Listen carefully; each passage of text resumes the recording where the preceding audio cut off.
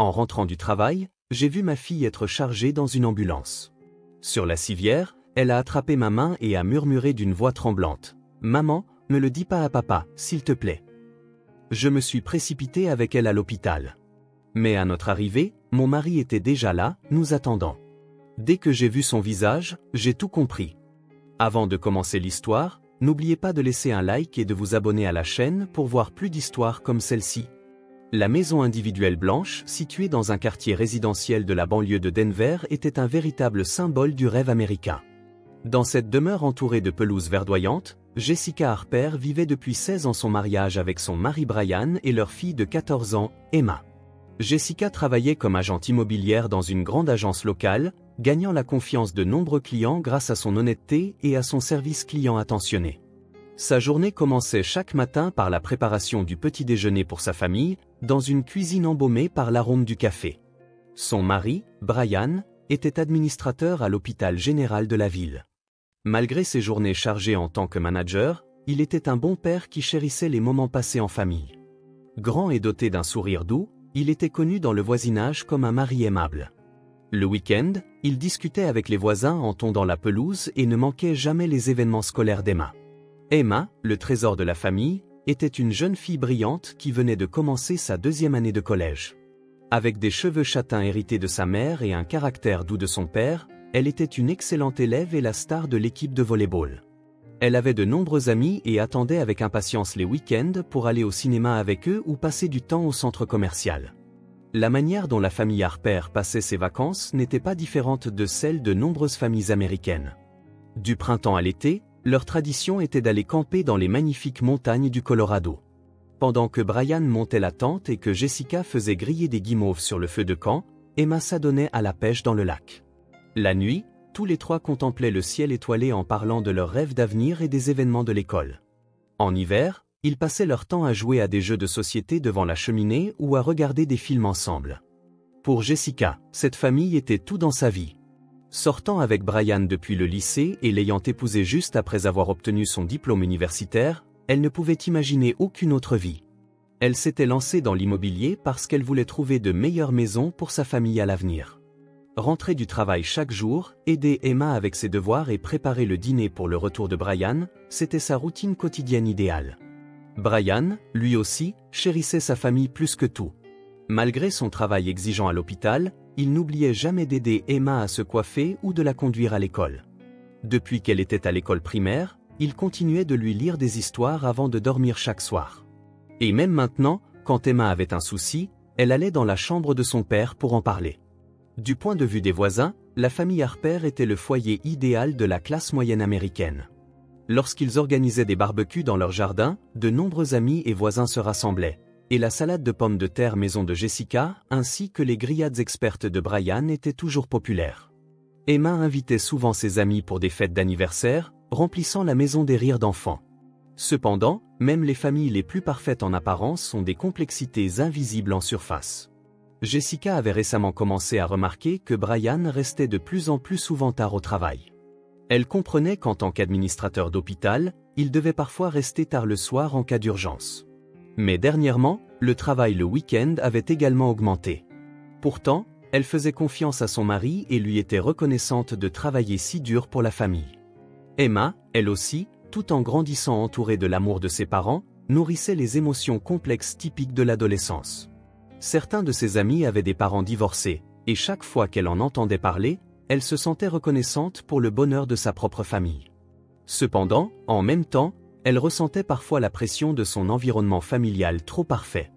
L'angoisse d'avoir de mauvaises notes ou de décevoir ses parents pesait parfois lourdement sur son cœur. De l'extérieur, le quotidien de la famille Harper semblait être le portrait d'une famille heureuse sans aucun problème. Chaque matin, Jessica lançait à sa famille « Bonne journée » et Emma répondait joyeusement « J'y vais » en se dirigeant vers l'école. Brian embrassait la joue de sa femme et partait pour l'hôpital avec un sourire en disant « Passons une bonne journée aujourd'hui ». Tous croyaient sans l'ombre d'un doute que ces jours paisibles dureraient éternellement. Un matin, réveillée par le son habituel du réveil, Jessica sortit doucement du lit, déposa un léger baiser sur le front de Brian encore endormi et descendit à la cuisine. En allumant la cafetière et en préparant les ingrédients pour du pain perdu, elle organisa le programme de la journée dans sa tête. Elle avait une réunion avec un nouveau client le matin et devait assister à la signature finale d'un contrat pour une grande propriété l'après-midi. Si ce contrat était conclu, ce serait une journée importante qui dépasserait largement son objectif de vente pour le trimestre. Emma descendit les escaliers en courant. Sa blouse d'uniforme était impeccablement repassée et les plis de sa jupe parfaitement alignés. Cependant, ses cheveux étaient encore en désordre après la nuit. « Bonjour, maman. Je suis stressée pour le contrôle d'aujourd'hui, » dit Emma en s'asseyant et en ouvrant son livre de maths. « Tout ira bien. Tu as étudié tard hier soir, n'est-ce pas ?»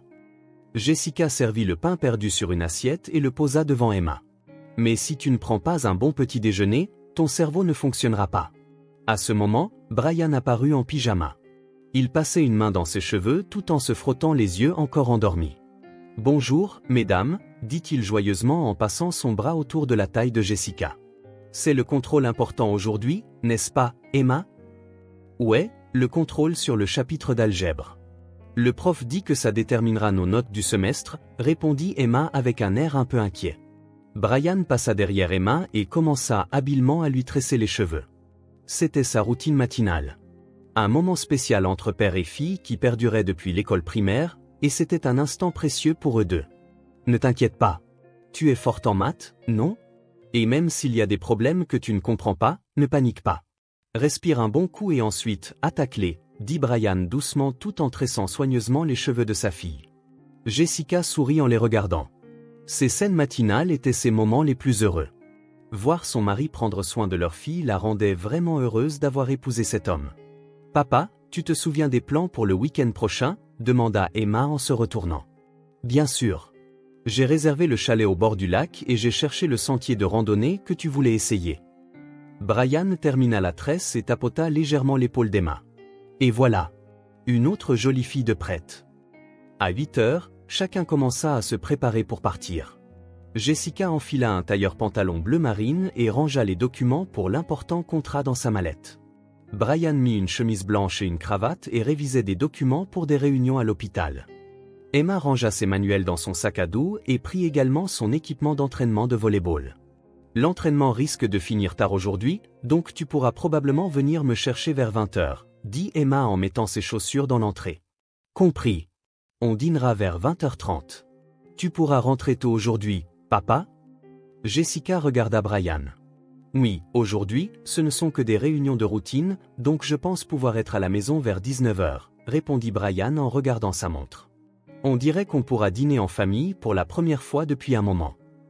Les trois se séparèrent sur le pas de la porte. Emma marcha rapidement pour retrouver ses amis, et Brian et Jessica se dirigèrent vers leurs voitures respectives sur le parking. « Passe une bonne journée aujourd'hui, » dit Brian en embrassant la joue de sa femme. « Toi aussi. Si je décroche le gros contrat, on fêtera ça ce soir, » dit Jessica avec un sourire en montant dans sa voiture. Le bureau de l'agence immobilière était situé en centre-ville. Lorsque Jessica arriva, sa collègue Sarah était déjà à son bureau, au téléphone. Sarah était une vétéran expérimentée dans ce secteur. Les deux femmes travaillaient en partenariat depuis longtemps et avaient conclu de nombreuses affaires avec succès. « Bonjour, Jess. Prête pour le contrat d'aujourd'hui ?» demanda Sarah en raccrochant le téléphone. « Parfaitement. J'ai vérifié les documents jusque tard hier soir. Si ce projet de développement de condominium réussit, ce sera un gros bénéfice pour l'entreprise aussi, » répondit Jessica en étalant ses dossiers. La réunion du matin avec le nouveau client se déroula sans accroc. Un jeune couple cherchait une maison individuelle en banlieue, et Jessica leur proposa plusieurs propriétés correspondant à leur budget et à leurs préférences. Pendant le déjeuner, elle alla dans un café voisin avec Sarah. « Comment va Brian ces derniers temps ? Il a l'air occupé, » demanda Sarah en mangeant son sandwich. « Oui, être administrateur d'hôpital implique de lourdes responsabilités, mais il trouve toujours du temps pour la famille. Ce matin encore, il a tressé les cheveux d'Emma, » raconta Jessica, heureuse. « C'est un bon mari.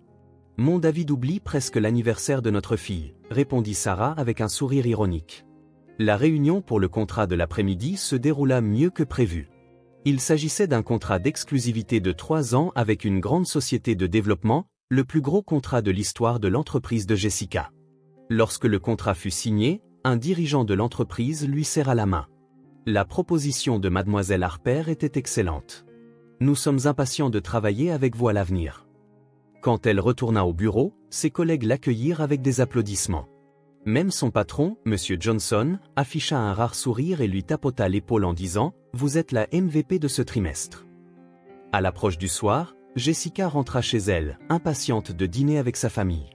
Elle avait hâte de raconter le succès de sa journée à son mari et à sa fille. Avec la prime du mois prochain, elle pourrait probablement acheter à Emma le nouvel ordinateur portable qu'elle désirait. En conduisant, elle pensait au projet pour le week-end à venir. Les 2 jours au chalet au bord du lac seraient un moment spécial pour la famille. Emma passait plus de temps avec ses amis ces derniers temps et semblait parfois trouver les moments en famille ennuyeux, mais elle attendait toujours ses voyages avec impatience. Les amis ayant des filles adolescentes lui disaient souvent « profitant tant que ça dure ». Mais Jessica avait confiance en sa relation avec sa fille. Elle devait aussi planifier leurs longues vacances d'été.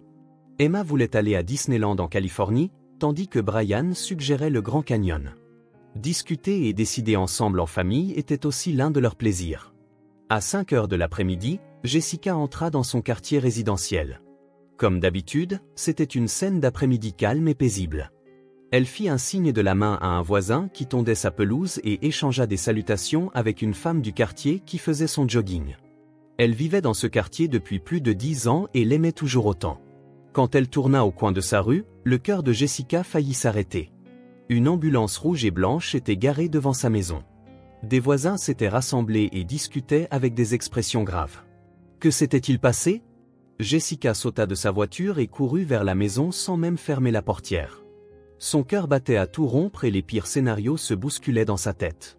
Elle pouvait voir les portes arrière de l'ambulance ouvertes, avec 2 ambulanciers s'affairant frénétiquement. « Emma, où est Emma ?» cria Jessica, à bout de souffle. « Vous êtes la mère ?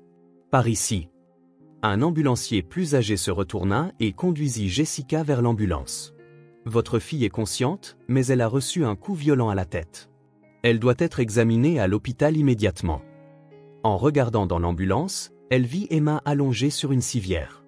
La tête de sa fille était enveloppée de bandages blancs et son teint habituellement rosé était devenu pâle, mais ses yeux étaient ouverts. En voyant sa mère, elle afficha une expression soulagée. « Maman ?» La voix d'Emma était beaucoup plus faible et tremblante que d'habitude. « Tout va bien, Emma. »« Maman est là, » dit Jessica en tenant la main de sa fille, luttant désespérément pour retenir ses larmes. « Que s'est-il passé? Et l'école ? » « Les explications attendront l'hôpital, » l'interrompit l'ambulancier. « Pour l'instant, la priorité est de la transporter rapidement. Voulez-vous monter avec nous, madame ?» Jessica n'hésita pas à monter dans l'ambulance. La portière de la voiture était restée ouverte, mais cela n'avait plus d'importance. Sa voisine, madame Thompson, lui cria « Je surveillerai votre voiture. » Dans l'ambulance, Jessica continuait de tenir la main d'Emma. La main de sa fille était froide et tremblait légèrement. Voir un peu de sang suinter sous les bandages serra le cœur de Jessica. « Maman, » reprit Emma. Cette fois, sa voix était encore plus faible. « Quoi ? Je t'écoute. Dis-moi tout. » Jessica se pencha vers le visage de sa fille. Emma regarda autour d'elle, vérifia que l'ambulancier se concentrait sur les appareils, puis serra plus fort la main de sa mère. À cet instant, l'expression de sa fille montrait autre chose que de la douleur, une anxiété profonde et de la peur. « Maman, s'il te plaît. » La voix d'Emma n'était qu'un murmure. « S'il te plaît, ne le dis pas à papa. Ne lui dis jamais. » Ne lui dire quoi? Emma, que s'est-il passé? Jessica était confuse. Elle ne comprenait pas pourquoi sa fille ne voudrait pas que son père soit au courant de sa blessure. « S'il te plaît, maman, garde ça secret pour papa. S'il te plaît. » Les yeux d'Emma se remplirent de larmes. Il était clair qu'elle pleurait pour d'autres raisons que la douleur physique. « Emma, dis-moi ce qui s'est passé. Papa va s'inquiéter. »« Je dois le contacter tout de suite, » dit Jessica en posant sa main sur le front de sa fille. « Non. » La voix d'Emma devint soudainement forte, faisant se retourner l'ambulancier. « Maman, s'il te plaît, ne lui dis pas maintenant. » L'ambulancier s'approcha, inquiet. « Ça va, mademoiselle ? S'il vous plaît, ne vous agitez pas. Nous serons bientôt à l'hôpital. » Emma baissa à nouveau la voix. « Maman, promets-le-moi. »« Ne le dis pas à papa maintenant. » Jessica regarda l'expression désespérée de sa fille et hocha la tête pour le moment. Elle ne savait pas ce qui s'était passé, mais rassurer sa fille était la priorité absolue. « D'accord. Mais Emma, tu devras tout me raconter plus tard. Merci, maman. Emma esquissa un léger sourire. Ce sourire rendit Jessica encore plus anxieuse. Alors que l'ambulance se dirigeait vers l'hôpital général de la ville, sirène hurlante, Jessica envisagea diverses possibilités. Y avait-il eu un problème à l'école? Était-elle victime de harcèlement? Ou était-ce un accident? Pourquoi sa fille avait-elle peur que son père la prenne? 15 minutes plus tard, l'ambulance arriva au service des urgences de l'hôpital. La civière fut sortie en douceur et Emma fut rapidement emmenée à l'intérieur. Jessica ne voulait pas lâcher la main de sa fille, mais le personnel médical lui demanda d'attendre dans la salle d'attente, ce qu'elle fit à contre-cœur. La salle d'attente des urgences était plongée dans son atmosphère animée habituelle. Divers patients et leurs familles étaient assis sur des chaises, attendant leur tour avec anxiété. Jessica présenta sa carte d'assurance à l'accueil et remplit les formalités nécessaires.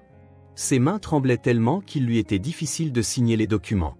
Quand elle eut terminé et s'apprêtait à retourner dans la salle d'attente, les yeux de Jessica tombèrent sur quelque chose d'incroyable. Sur une chaise dans un coin de la salle d'attente se trouvait une silhouette familière de dos. Un homme en costume bleu marine, la tête baissée, l'air inquiet. Brian. Son mari se retourna. À cet instant, son visage afficha une surprise évidente. C'était une expression déconcertée, comme s'il avait rencontré quelqu'un de totalement inattendu. « Jess, qu'est-ce que tu fais ici ?» demanda Brian en se levant. « Pourquoi ? Emma a été blessée et amenée ici en ambulance. Et toi, pourquoi es-tu ici ? Je ne t'ai même pas encore contacté. » Jessica était confuse. Puis elle remarqua la femme assise à côté de Brian. Une jeune femme blonde d'environ 25 ans qui essayait maladroitement de se lever. Elle portait un uniforme blanc et semblait être une employée de l'hôpital. « Je vais vous laisser, » dit la femme d'une petite voix en essayant de partir rapidement. « Attendez, » l'interpella Jessica. « Qui êtes-vous » Brian intervint précipitamment. « Jess. Emma passe avant tout maintenant. »« Où est Emma ? Elle va bien ? » ?»« Elle est dans la salle de soins. »« Mais pourquoi es-tu ici ? Et qui est cette personne ?» La voix de Jessica était chargée de suspicion. La jeune femme s'arrêta et échangea un regard avec Brian. Dans ce regard, Jessica sentit une anxiété inexplicable. « J'étais ici pour le travail. Puis l'ambulance est arrivée et je n'aurais jamais pensé que ça pourrait être Emma. » L'explication de Brian était hésitante. « Le travail ?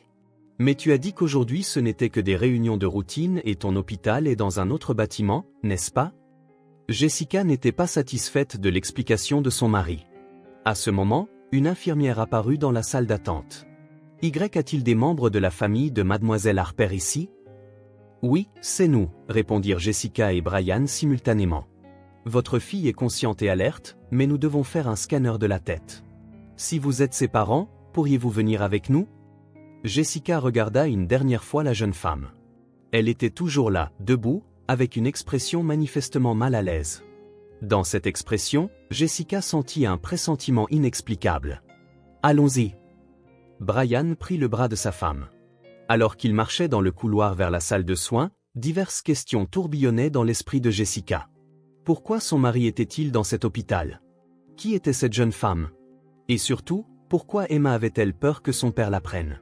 Lorsqu'ils s'arrêtèrent devant la salle de soins, Jessica fixa son mari. « Brian, réponds honnêtement. Pourquoi étais-tu ici ?»« Je t'expliquerai plus tard, » répondit Brian en détournant les yeux. « Pour l'instant, pensons seulement à Emma. » Cependant, dans le cœur de Jessica, quelque chose avait déjà commencé à s'effriter. L'inquiétude pour la blessure de sa fille se mêlait à la suspicion envers son mari, et de petites fissures commençaient à se former dans la confiance qu'elle avait bâtie au fil des ans. Lorsqu'ils entrèrent dans la salle de soins, Emma était allongée tranquillement sur la table d'examen. Elle venait de terminer son scanner de la tête, et des marques d'équipement étaient visibles au-dessus des bandages. Dès qu'elle vit sa fille, Jessica oublia temporairement ses soupçons envers son mari, et son instinct maternel prit le dessus. « Emma, comment vas-tu ? As-tu mal ?» demanda Jessica en tenant la main de sa fille. « Ça va, maman. J'ai un peu la tête qui tourne. » Emma sourit faiblement. Cependant, en voyant son père, son expression se tendit un instant. « Papa, pourquoi es-tu ici ?»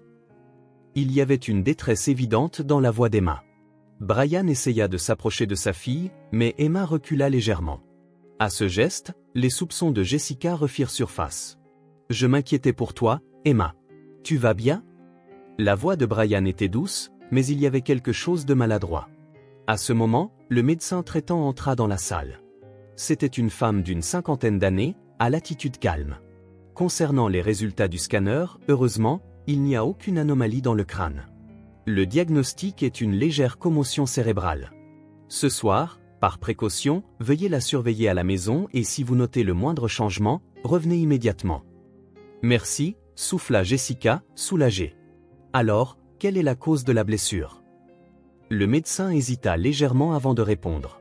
D'après votre fille, elle est tombée dans les escaliers à la maison. Les escaliers? Jessica fut surprise. Mais elle aurait dû être à l'école. Emma détourna le visage comme pour éviter le regard de sa mère. Le médecin continua, embarrassé. Votre fille semble avoir quitté l'école plus tôt pour rentrer chez elle. Vous devriez discuter des circonstances détaillées en famille. Quand le médecin quitta la pièce, un lourd silence s'installa. Jessica fixait Emma tandis que Brian regardait par la fenêtre. Emma, pourquoi as-tu quitté l'école plus tôt? Tu ne te sentais pas bien? Demanda doucement Jessica. Emma répondit en retenant ses larmes. Je me sentais un peu mal. L'infirmière a dit que je pouvais rentrer. Alors tu es rentrée à la maison et tu es tombée dans les escaliers. Emma hocha la tête, mais son attitude semblait peu naturelle. Jessica observait attentivement l'expression de sa fille. Elle cachait quelque chose. Elle en était certaine, c'était son intuition de mère. Emma, dit Jessica en serrant plus fort la main de sa fille. Dis-moi la vérité. Que s'est-il passé? Pourquoi est-ce que je ne peux pas le dire à papa? Les larmes débordèrent des yeux d'Emma. Elle jeta un coup d'œil à son père puis se retourna vers sa mère. Maman, je... La voix d'Emma tremblait.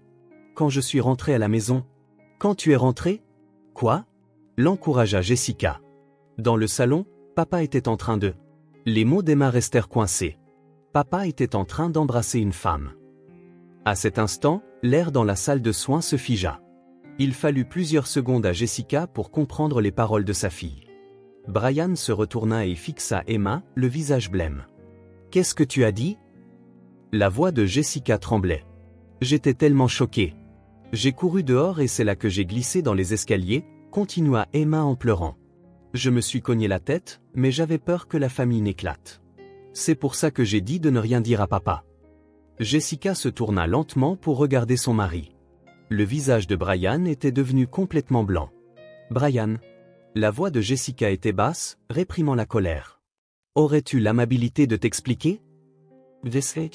Brian cherchait ses mots. C'est une coïncidence, une erreur. Jessica se leva. Et qui était cette femme dans la salle d'attente? Brian soupira profondément. Megan, c'est une infirmière du service d'obstétrique et de gynécologie. Obstétrique et gynécologie? La voix de Jessica monta d'un ton. Pourquoi avec une infirmière de ce service? Elle est enceinte, dit Brian comme s'il arrachait les mots de sa bouche. Enceinte. Il fallut du temps à Jessica pour comprendre. Puis une terrible vérité commença à prendre forme dans son esprit. Ne me dis pas que c'est mon enfant. Brian se couvrit le visage. Jessica s'effondra sur une chaise. 16 ans de mariage. Tout ce en quoi elle avait cru s'effondrait en un instant. Emma se mit à pleurer encore plus intensément en voyant l'état de sa mère. Maman, je suis désolée. Je n'aurais rien dû dire. Je ne voulais pas briser la famille, s'excusa désespérément Emma. Emma, tu n'as rien fait de mal, dit Jessica en serrant sa fille dans ses bras. Ce n'est absolument pas de ta faute.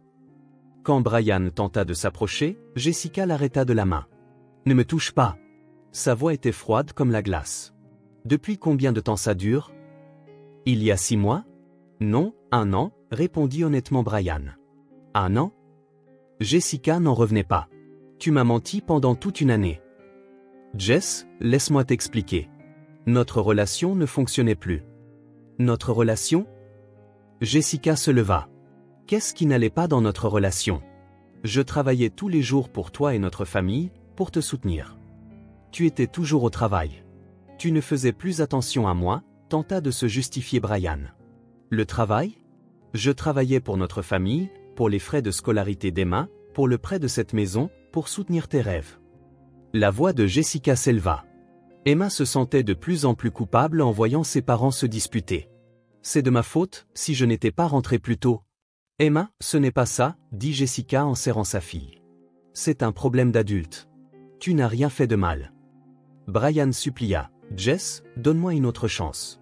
Je vais rompre avec Megan. Recommençons en tant que famille. Recommencer?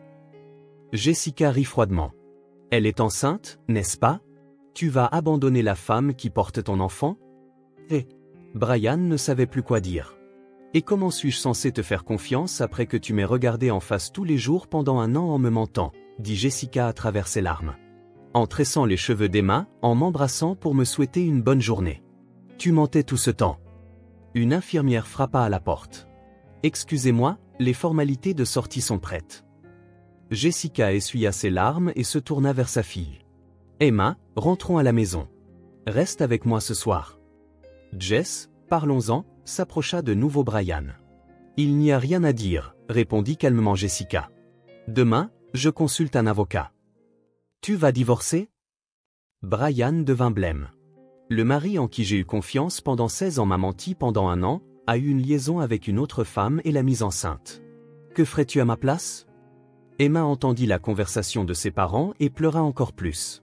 Maman, s'il te plaît, pardonne à papa. C'est de ma faute? Emma, ce n'est pas vrai, dit Jessica en essuyant la joue de sa fille. Dans une vraie famille, les gens ne mentent pas. Ils ne cachent pas de choses. Ils se font confiance. Brian fit une dernière tentative. Nous sommes une famille. Pour le bien d'Emma, aussi. Une famille? Jessica se retourna. Les familles mettent d'autres femmes enceintes? Les familles mentent pendant toute une année? C'est ça, une famille? Jessica prit la main d'Emma et quitta la salle de soins. Dans le couloir, elles croisèrent Megan. La jeune femme pleurait visiblement et tenait légèrement son ventre. Cette nuit-là, Emma dormit dans le lit de sa mère pendant que Jessica, assise sur une chaise près de la fenêtre, contemplait la vue nocturne. 16 ans de souvenirs défilaient dans son esprit.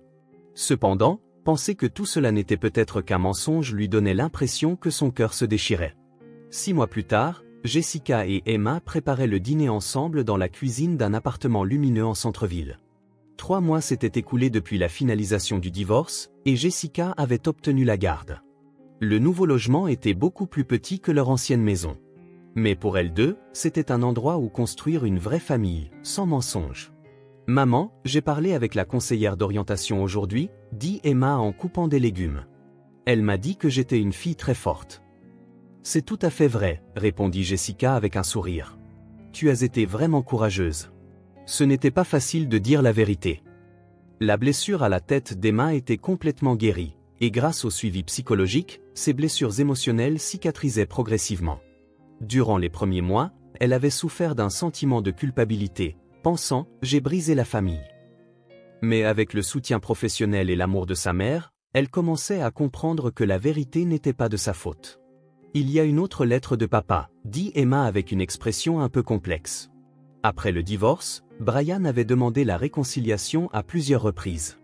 Des lettres, des appels, parfois même des visites directes à l'appartement. Cependant, la résolution de Jessica restait inébranlable. Sa relation avec Megan continuait, et il était pris entre deux familles. « Tu n'es pas obligé de la lire », dit Jessica en posant la main sur l'épaule de sa fille. « Quand tu auras envie de la lire, tu pourras le faire. »« Je n'ai pas encore envie de la lire », répondit honnêtement Emma. « Papa a menti. Et il est toujours avec Megan, mais il dit qu'il veut qu'on revienne. » Ça ressemble à un autre mensonge. Jessica fut émerveillée par la maturité de sa fille. À 15 ans, Emma commençait à comprendre les relations complexes des adultes et à se forger ses propres valeurs. Pendant ce temps, la relation de Brian et Megan se dirigeait, comme prévu, vers la rupture. Après la naissance de l'enfant, Brian luttait avec le fardeau financier de subvenir aux besoins de deux familles et la perte de crédibilité au travail. L'affaire à l'hôpital avait été révélée et il avait été rétrogradé de son poste de direction à un poste d'employé ordinaire. Megan avait également repris le travail après son congé maternité, mais, incapable de supporter les regards froids de ses collègues, elle avait finalement décidé de retourner dans sa ville natale. « J'ai appris par Madame Thompson », dit Jessica en servant la salade, que Megan est retournée dans sa ville natale avec le bébé. « Papa est tout seul maintenant ?» demanda Emma avec une certaine inquiétude. « On dirait bien, mais c'est le chemin qu'il a choisi. » Ça n'a rien à voir avec nous.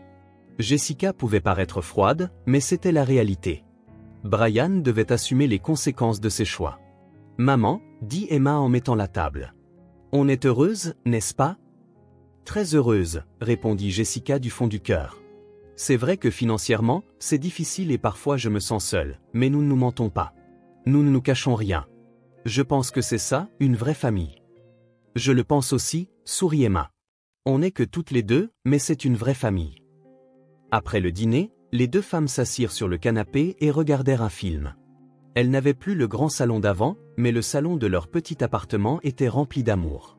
Maman, merci, dit Emma en s'appuyant sur l'épaule de sa mère. De ne pas avoir caché la vérité et de l'avoir affrontée honnêtement.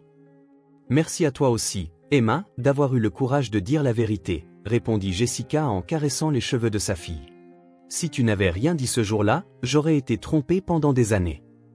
Dehors, la vue nocturne de Denver scintillait. La grande maison de la banlieue où elle vivait autrefois était devenue un lointain souvenir, et maintenant, ce petit appartement était leur château. Jessica regarda le visage endormi de sa fille et pensa, la vie peut prendre des directions inattendues. Cependant, avec la vérité et l'honnêteté, toute difficulté peut être surmontée. Et même avec des liens de sang, s'il y a des mensonges et de la trahison, ce n'est pas une famille. Mais une petite relation construite sur la confiance, voilà ce qu'est véritablement une vraie famille.